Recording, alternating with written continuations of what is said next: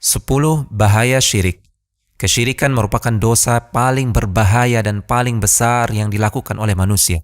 Untuk mengetahuinya lebih lanjut, berikut adalah 10 ulasan ringkas mengenai bahaya syirik. Pertama, syirik menimbulkan rasa khawatir dan hilangnya rasa aman di dunia dan akhirat. Sebagaimana firman Allah Subhanahu wa Ta'ala yang artinya, orang-orang yang beriman dan tidak mencampur adukan keimanan mereka dengan kezaliman, yaitu kesyirikan, mereka itulah yang akan mendapatkan keamanan dan mereka itulah orang-orang yang mendapatkan petunjuk.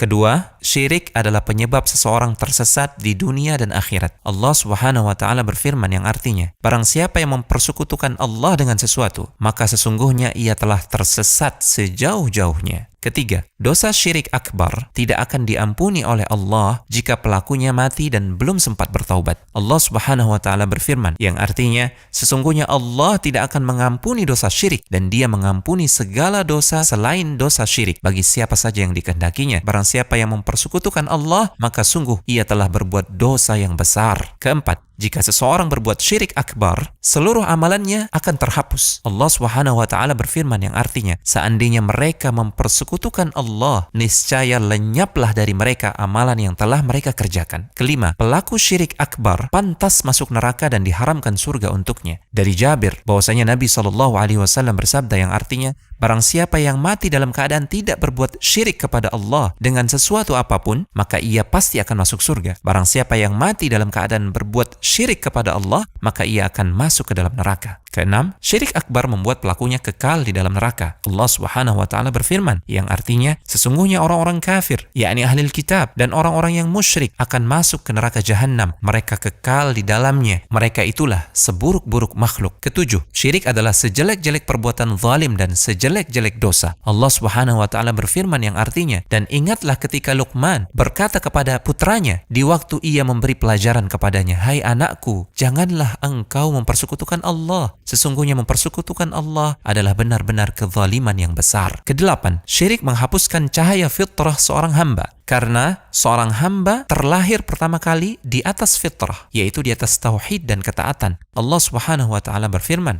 tetaplah di atas fitrah Allah yang telah menciptakan manusia menurut fitrah tersebut. Tidak ada perubahan pada fitrah Allah. Itulah agama yang lurus. Tetapi kebanyakan manusia tidak mengetahui. Manakala seseorang berbuat kesyirikan, maka dia telah lari dan berpaling dari fitrahnya. Kesembilan, syirik khafi atau syirik yang samar seperti riya akan menghapuskan amalan yang terkait dengannya. Syirik khafi ini lebih dikhawatirkan daripada Al-Masih Ad-Dajjal dan lebih dikhawatirkan akan menimpa umat Muhammad SAW.